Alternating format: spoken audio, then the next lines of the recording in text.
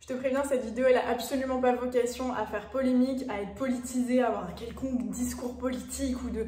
Rien du tout, c'est juste purement mon témoignage, mon expérience, mes réflexions, mon partage, comme d'habitude. Comme tu l'as vu dans le titre, dans cette vidéo on va aborder un sujet complètement touchy, complètement tabou, le racisme. Si tu débarques sur la chaîne, tu le sais peut-être pas, mais j'ai une playlist ici qui s'appelle Tabou mais utile, où fatalement j'aime aborder des sujets tabous mais utiles. Et en l'occurrence, j'avais envie de vous parler de racisme ordinaire, de quête d'identité, etc. Cette vidéo sera peut-être démonétisée comme 80% des vidéos tabou mais utiles, donc si jamais tu veux me soutenir, n'hésite pas à t'abonner si ça n'est pas déjà fait, à mettre un like à cette vidéo, à commenter, à partager, tout ça, ça me fera très plaisir. Donc, c'est un sujet extrêmement tabou, c'est un sujet extrêmement touchy et je me permets de faire ce petit disclaimer à mon avis qui a toute son importance.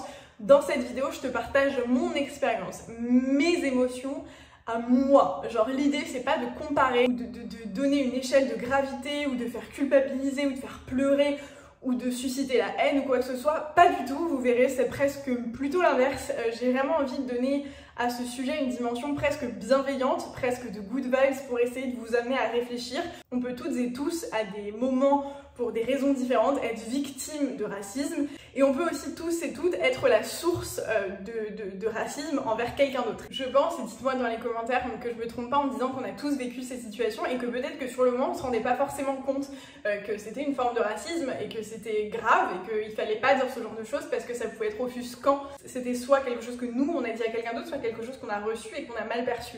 Je suis sûre qu'on l'a tous vécu. Là, dis-moi maintenant dans les commentaires, raconte-moi une anecdote, j'en suis sûre que tu l'as vécu. C'est absolument certain, franchement, pour avoir, et pour venir d'un milieu social hyper varié, pour avoir autour de moi des gens, mais du monde entier, de différents univers, vraiment, genre, je vois du coup au quotidien différentes choses, et je vois qu'on est tous à des niveaux différents, et pour des raisons différentes, et de façons différentes, victimes de ce genre de trucs. Je le vois, je le sais, je sais que je suis pas la seule, je sais qu'il y a pire que moi, entre guillemets, même si encore une fois l'idée c'est pas d'associer une échelle de gravité.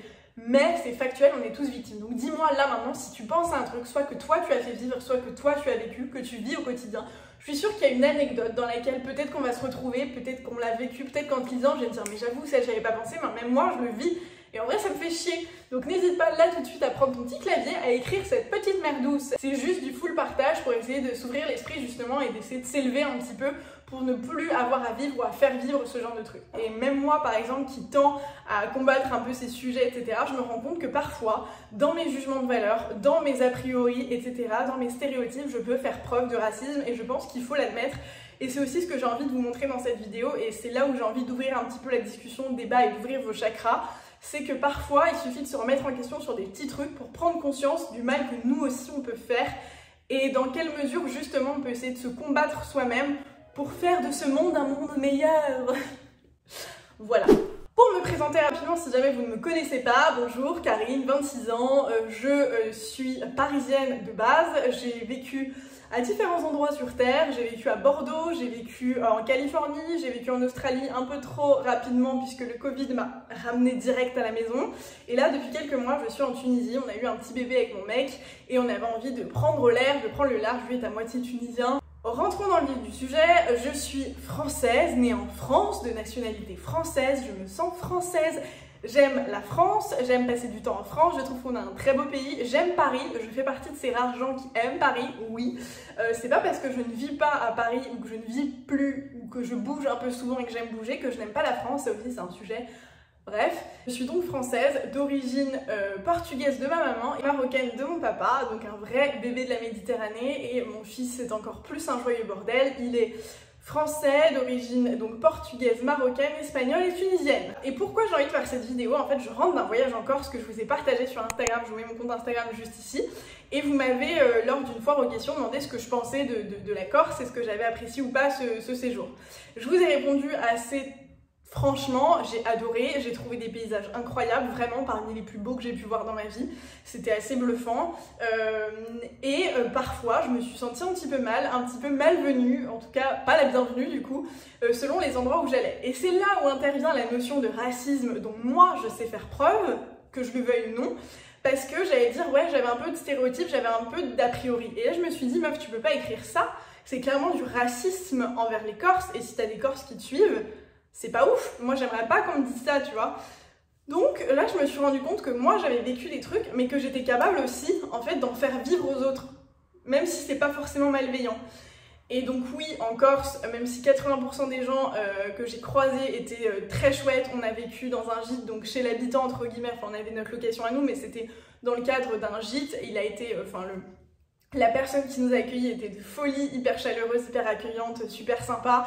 On a rencontré des restaurateurs, des commerçants très cool, etc. Mais j'ai aussi eu de mauvaises expériences. On va pas tourner autour du pot, je vais y aller franco. Je suis hyper typée. Quand on ne sait pas de quelle origine je suis, j'ai eu le droit à tout. J'ai eu le droit à forcément Afrique du Nord, ce qui est le cas. J'ai eu le droit à portugaise, espagnole, italienne, israélienne, parfois roumaine. J'ai eu le droit à colombienne, vénézuélienne, mexicaine. Bref, en Corse, j'ai eu quelques mauvaises expériences avec des regards un petit peu insistants. Sur Instagram, vous m'avez dit oui, mais c'est peut-être parce que t'es belle, machin. C'est très gentil, les gars, ça me fait très plaisir, mais je sais un petit peu quand même dissocier ce genre de regard. Le regard en mode oh, elle est fraîche, et le regard en mode oh, une bougnoule. Tu vois ce que je veux dire? Et là, en l'occurrence, il y avait des petits regards en mode oh, qu'est-ce qu'elle fait là? Au-delà des regards, à un moment, je promenais mon fils qui est blanc, blond, il me ressemble beaucoup. Et je promenais mon fils, enfin, j'étais dans la poussette avec lui, je pense que j'étais au téléphone ou je sais pas parce que je parlais français. Et un petit groupe de personnes âgées, de seniors comme on les appelle, passe à côté de moi et la dame me regarde en mode, tu vois. Et ah, ça y est, les étrangers sont arrivés. Je sais qu'en Corse, un Français du continent est un étranger, donc je l'ai pas forcément pris en mode les étrangers, tu vois, les clichés du racisme direct. C'était peut-être aussi le cas, mais bon, je suis pas trop du genre à m'affoler pour ce genre de truc. Mon mec, pour être souvent avec moi et pour être souvent spectateur de ce genre de truc, en Australie aussi c'était souvent le cas quand j'allais dans des supermarchés. En plus j'étais hyper bronzée, moi j'étais au max de ma vie, mais là-bas, dans les petits patelins un peu white supremacy machin, j'étais clairement une tache, un ovni, une tache d'encre. Et dans les supermarchés, et parfois les gens étaient là, genre en mode les seuls, qu'est-ce qu'il y a, tu vois? Moi je le prends avec le sourire, je m'en tape, je pense que c'est pas forcément mon rôle de devoir éduquer les gens, et je suis pas du genre à vouloir répondre à la connerie par la connerie, donc en général je réponds par un sourire, je me dis juste qu'ils regretteront d'avoir porté un jugement ou d'avoir vu les yeux un petit peu désapprobateurs de mon existence par le sourire un peu ensoleillé que je leur aurais rendu.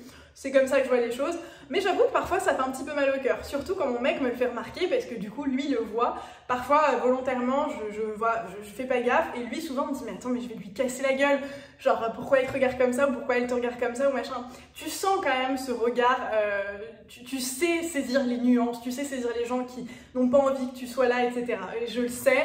Et c'est factuel et c'est une réalité, c'est aussi pour ça que je voulais en parler, parce qu'il faut arrêter de rendre ce truc tabou. Malheureusement en 2022 ça existe, peu importe que tu sois blanc, blonde aux yeux bleus, que tu sois noir, que tu sois typé un peu mat, que tu sois asiatique avec les yeux bridés, que tu sois indien, peu importe d'où tu viens, il y a forcément un moment dans ta vie, c'est malheureux, où tu vivras une discrimination et une forme de racisme. C'est factuel, genre c'est hyper triste, je suis la première à le dire, mais c'est juste factuel. Donc je pense qu'il faut juste l'accepter et essayer d'arrêter de se voiler la face là-dessus et justement peut-être prendre des mesures pour ne plus que ça arrive ou que les gens essayent de changer des petits trucs comme ça de leur quotidien. Par exemple, quand j'étais au boulot ou dans la vie de tous les jours, quand je vais rencontrer des gens, etc., en soirée, même avec mes potes ou dans le métro ou je sais pas quoi, franchement, je pense que c'est, à part mon prénom, qu'on va quand même me demander d'abord, c'est la deuxième question qu'on me pose quasi systématiquement, c'est « Et toi, tu viens d'où ?» Pas en mode « T'habites où? Est-ce que t'es parisienne? Est-ce que tu viens de Boulogne? Est-ce que tu viens de Bobigny? Non, en mode « Tu viens d'où ?» Genre t'es pas française, tu vois, genre tu fais pas partie de la France, c'est pas possible, tu es comme tu es. Et donc, moi je sais que mon père, c'est une question qui l'insupportait absolument et que la majorité du temps, il répondait de la planète Mars. Je sais aussi que c'est une question qui, la majorité du temps, n'est pas malveillante. Les gens s'intéressent à toi et c'est un sujet un peu facile. Par contre, quand tu poses cette question, il faut pouvoir te rendre compte que ça peut rendre mal à l'aise quelqu'un, ça peut te faire sentir pas à ta place. Et c'est un peu moi, ce que je ressens en ayant vécu un peu partout et nulle part en même temps, c'est qu'en fait, je suis chez moi nulle part et partout en même temps. Moi, je vis ma best life, je me sens chez moi partout. J'ai pas besoin que quelqu'un approuve, je me sens à l'aise là où j'ai envie d'être à l'aise, c'est pas un sujet. En revanche, parfois, par des mots, par des actes, par des regards et par des façons de te parler, de t'aborder ou de te poser des questions, on va te faire sentir que tu n'es pas chez toi. Donc typiquement, cette question « Alors, tu viens d'où ?» Bah de Paris. « Oui, mais tu viens d'où ?» En mode « Ok, je suis française. » Non mais pour de vrai, t'es quoi? Genre, tu vois? Cette question qui est anodine et qui, moi, me fait parfois, et très souvent, de plus en plus, me faire sentir un peu différente en mode, ok, je comprends que ce soit un sujet qui est cool et genre, je suis hyper fière de mon background et de ma richesse culturelle, etc. Malgré le fait que je sois pas hyper proche de mes deux cultures à tort, et j'aurais adoré l'être, j'aurais adoré être proche de la culture marocaine et c'est pas du tout le cas. Mon papa qui n'est plus là depuis l'âge de mes 15 ans, lui-même ne se sentait peut-être pas forcément proche de cette culture et donc n'a pas su forcément nous l'inculquer. Mais il m'a inculqué un tas d'autres choses. Ma mère, à l'inverse, on est très très proche de sa famille et je vais très souvent au Portugal, donc je me sens hyper proche de la culture portugaise et je me sens ancrée et baignée dans cette culture, mais je me sens par contre profondément française. Je suis française, c'est factuel. Je suis pas du genre à renier ce truc-là, ou non, genre je me sens vraiment française. En revanche, oui, j'ai des origines, j'ai des racines d'une richesse folle et j'en suis hyper fière. Par contre, quand tu me demandes, alors toi, tu viens d'où? En mode, ok, je vais te définir et te mettre dans une case, toi, t'es la rebeu du coin ou t'es la morue du coin ou machin, genre ça, c'est lourd, tu vois, genre on est en 2022, les gars, non. Et encore une fois, je pense que c'est une question qui est intelligente à poser, qui peut être enrichissante et qui peut être source de discussion. C'est pas la première question que tu poses à quelqu'un. Oui, c'est intéressant. Est-ce que quelqu'un de moins typé, du coup, tu vas lui dire tu t'appelles comment? Ok, et tu viens d'où? T'as des origines? Non, tu le fais pas. Parce que tu t'intéresses à autre chose, parce que t'as l'impression qu'elle est caractérisée par deux trucs. Tu fais quoi dans la vie? Qu'est-ce que t'aimes? Qu'est-ce que tu manges? Ah, trop cool, machin, ceci, cela, j'adore ton téléphone, j'adore tes boucles d'oreilles, machin. Et même si donc c'est pas la majorité du temps malveillant, ça peut être un peu blessant et mal interprété. En tout cas, moi, c'est la façon dont je le ressens parfois. Il y a autre chose, il y a les trucs que j'ai suivis depuis que je suis toute petite, en mode les moqueries sur les noms de famille. Moi, du coup, j'ai le nom de mon père et le nom de ma mère, et du coup, c'est des noms à consonance, évidemment, un d'Afrique du Nord et un du Portugal. Alors franchement, moi, mais c'est peut-être parce que c'est mes noms de famille, j'ai pas l'impression que ce soit si compliqué que ça à dire. Mais 90% du temps, les gens se trompent quand ils le prononcent, et très souvent, ça vient avec une petite blague de merde, de type « Ah, mais moi, j'ai pas l'habitude de prononcer ce genre de truc, ah, mais machin, ah, mais comment tu prononces ça? Ah non, mais j'y arriverai pas. » Frérot, fais un effort, genre vraiment fais un effort, et surtout, encore une fois, amène-le différemment. Est-ce que tu peux m'apprendre comment le prononcer? Voilà, comme ça je le saurai. C'est juste la tournure des phrases, c'est des petits trucs comme ça de notre quotidien à changer pour juste éviter que tout le monde se prenne sur la gueule ces phrases racistes qui semblent hyper anodines mais qui le sont vraiment genre profondément et qui peuvent faire du mal. Donc là sur les noms de famille, moi c'est ma routine et c'est mon quotidien et machin, et j'en ai ma claque et maintenant ça me fait plus trop rire. Mais quand j'étais petite, je sais que j'en souffrais vachement, je trouvais ça un peu discriminant, je trouvais ça hyper gênant quand j'allais faire l'appel, les gens et les profs qui allaient forcément faire une blague de mauvais goût, etc. Je trouvais ça chiant, tu vois. Et on devrait pas avoir à trouver ça chiant, on devrait avoir à trouver ça enrichissant, genre juste enrichissant. Un autre sujet, les histoires de « Alors, tu fais quoi cet été? J'imagine que tu pars au bled ». Ta gueule, genre ta gueule, c'est pareil, c'est une phrase. Juste si tu la tournes différemment, en mode « Alors, où est-ce que tu pars cet été ?» Ok, et si je te réponds, je pars au Portugal ou je pars au Maroc ou j'en sais rien, ah cool, est-ce que tu as de la famille là-bas? Est-ce que tu vas voir ta famille? Est-ce que tu connais bien ce pays? Enfin, tu vois, genre juste te renseigner sur les gens au lieu de tirer des conclusions a priori de la situation que toi tu crois connaître alors que tu ne sais rien des gens. Même chose sur le sujet des religions. Alors moi, dans mon bordel, et Sandro encore plus, il a dans sa famille des agnostiques, des musulmans, des chrétiens et des juifs. Moi, on est plutôt du coup, moi j'étais de confession chrétienne catholique, j'ai été croyante de nombreuses années. Aujourd'hui, depuis un petit moment maintenant, je ne suis plus du tout croyante, c'est mon choix, c'est mon droit et c'est le cas, c'est factuel. Encore une fois, c'est pas un débat. Je ne suis plus croyante, je ne suis pas croyante, donc je n'ai pas de religion. Mais depuis que je suis encore une fois petite, peu importe le cadre social, à l'école, au taf, etc., j'avais des espèces j'avais des gens qui décidaient à ma place « Ah tiens, on va manger là parce que c'est halal ou c'est caché, t'inquiète, ça tu peux manger, c'est pas du porc. » Bah en fait, ok, c'est sympa, tu vois, encore une fois, a priori c'est pas malveillant, mais pose-moi la question, viens on en discute avant que tu tires des a priori. En fait, c'est ça le sujet au global, c'est juste les gens qui ont déjà des conclusions avant même de te connaître, avant même de discuter, avant même de savoir, et qui ont un comportement qui pour moi est mal adapté. Il n'est pas non adapté parce que parfois et souvent c'est bienveillant, mais qui est mal adapté parce que sur la tournure, ça te donne toujours l'impression que tu es différente, que tu dois être jugée, que tu machin, que tu ceci, cela. Et moi, à titre perso, je trouve ça hyper lourd. Encore une fois, je suis pas du genre à m'offusquer parce que j'ai conscience qu'il y a des trucs 1 million de fois plus graves, qu'il y a vraiment des groupes et des types de personnes, etc., qui se font tellement 1 million de fois plus jugés à des niveaux tellement plus graves, et que encore aujourd'hui, il y a des choses extrêmement graves qui se passent sur Terre juste sous prétexte qu'on n'est pas né dans le même endroit. que tu vois, moi j'ai du mal à me dire hein, je suis victime de racisme ou machin, mais en fait c'est factuellement le cas. Ça m'aide aussi à prendre conscience, effectivement des choses plus graves on en a conscience, mais que le racisme il s'engraine un petit peu dans les trucs comme ça du quotidien, les trucs un peu débiles, mais c'est dans les petits trucs du quotidien, et c'est dans la manière d'aborder les choses, et c'est dans la fermeture d'esprit un peu que se retrouve ce putain de racisme qui fait chier, et qui ne se dissout pas, genre qui fait partie de la société. Moi je le vois au quotidien, peu importe où je me trouve sur Terre, et à des niveaux différents. Quand je vais au Portugal, et ben je suis pas portugaise, je suis cette putain d'immigrée. Quand je suis en France, je suis pas française, je suis cette putain d'immigrée, je suis cette putain d'arabe, cette putain de portugaise, et machin, avec des a priori insupportables de type ah t'es portugaise, hein, tu manges de la morue, ah t'es arabe, ah tu viendras pas chez moi, j'ai peur que tu voles tout. Quand je suis là en Tunisie, c'est pas une population encore hyper cosmopolite, donc je pense que je me fonds bien dans la masse, mais factuellement, malheureusement, et ça c'est un sujet aussi, je ne parle pas arabe, donc je ne comprends pas ce qu'on me dit, je ne peux pas interagir avec les gens qui ne parlent pas français en tout cas, et quand je leur dis genre français, je parle pas arabe, les gens me regardent hyper mal en mode mais qu'est-ce qu'elle veut celle-là à faire sa française, tu vois. Et en Australie, à la fois j'étais française et en même temps avec ma tête, ils se disaient mais qu'est-ce qu'elle veut cette indigène et machin. Aux États-Unis ça allait, c'est tellement le bordel et machin que comme j'étais à la frontière du Mexique, je passais presque incognito et les Américains sont tellement hypocrites que ça passait. Mais partout sur Terre, tu vas rencontrer ces petits trucs, peu importe encore une fois ton physique, peu importe d'où tu viens, peu importe, voilà. Il y a 1 million de formes de racisme et de discrimination et de jugement différentes, et c'est ça que j'ai envie de mettre en avant, c'est qu'en fait on est tous victimes à un moment ou à un autre, et on est tous la source de... Moi la première, putain, le nombre de blagues de merde que j'ai fait à des potes d'origine asiatique, d'origine africaine, d'origine... même américaine, genre les Américains sont débiles, enfin tu vois, genre juste stigmatiser une race, une population avec tes a priori et tes trucs, et genre c'est humain et ça fait chier de l'admettre qu'on est tous des nuls à ce niveau là, mais c'est factuel.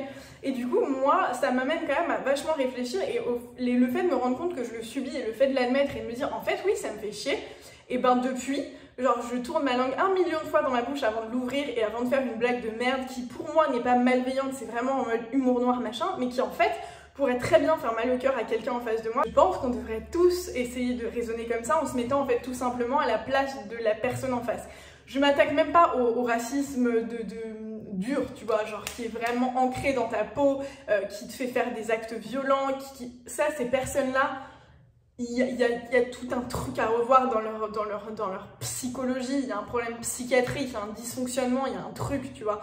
Il y a une gravité qui est hors de ce cadre et hors du sujet de ma vidéo, c'est condamnable, je n'arrive même pas à le concevoir. En revanche, il y a ce racisme ordinaire, ce truc qu'on vit et qu'on fait vivre un petit peu tous les jours, sur lequel on peut tous juste travailler et essayer de se dire ok, en vrai c'est peut-être pas forcément nécessaire, en vrai je vais peut-être juste m'intéresser au fond de sa culture, si elle est différente de la mienne, m'intéresser, poser des questions plutôt que juste venir avec mes a priori, mes jugements à 2,50 francs qui pourront peut-être lui faire mal au cœur quoi. Bref, donc cette vidéo un petit peu décousue qui avait juste pour but de peut-être éveiller un petit peu les consciences sur ces trucs, encore une fois sans mettre de côté et sans dédramatiser le côté, la gravité de ce qu'est le racisme et la réalité que ça représente aujourd'hui, à quel point ça peut être discriminant pour 1 million de choses, pour l'emploi, et encore on est dans des sociétés hyper développées, hyper évoluées, il y a des endroits dans le monde où les gens meurent à cause de ça, où les gens sont tués à cause de ça, ça peut aller tellement loin, même pas en fait partout dans le monde, ça peut arriver aussi en France,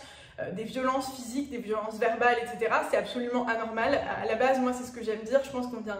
Je pense pas, c'est factuel, on vient tous du même endroit, à savoir la planète Terre, on est tous des êtres humains et on devrait tous se définir comme tel avant de se dire que tu es française d'origine portugaise et marocaine, tu es un être humain, tu es un être vivant, qui a un cœur qui fonctionne, qui a la chance d'être en vie et sur cette planète, et avant de pouvoir te coller une étiquette ou te mettre dans une case, voilà ce dont il faut avoir conscience et je pense que c'est le truc le plus important à garder en tête, et je comprends pas les gens, et vraiment je suis raciste envers les racistes parce que je ne comprends pas et je suis absolument intolérante envers ça. C'est vraiment un sujet que je n'arrive pas à maîtriser, j'arrive pas à comprendre comment tu peux arriver à être certain que ta manière de procéder, à savoir d'être violent envers les autres ou de rejeter les autres parce qu'ils ne sont pas comme toi tu entends être, j'arrive pas à comprendre que ça puisse être logique dans l'esprit de certains.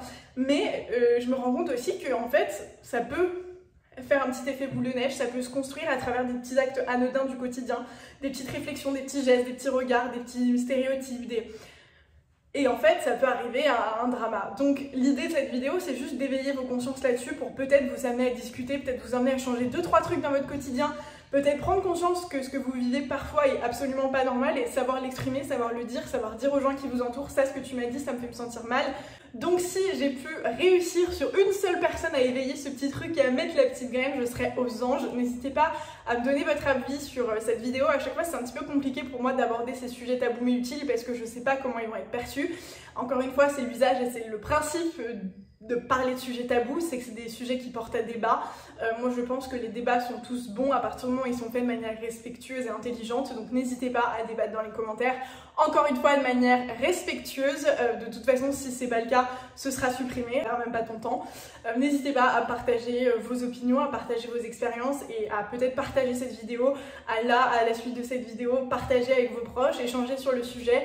C'est des sujets qui ne doivent plus être tabous, justement, c'est des sujets sur lesquels on doit pouvoir parler pour essayer de trouver des solutions, dédramatiser ce qui peut l'être et à l'inverse, condamner ce qui doit l'être. Donc voilà, j'espère que cette vidéo vous a plu. Si c'est le cas, mettez un like, abonnez-vous à la chaîne si ça n'est pas déjà fait.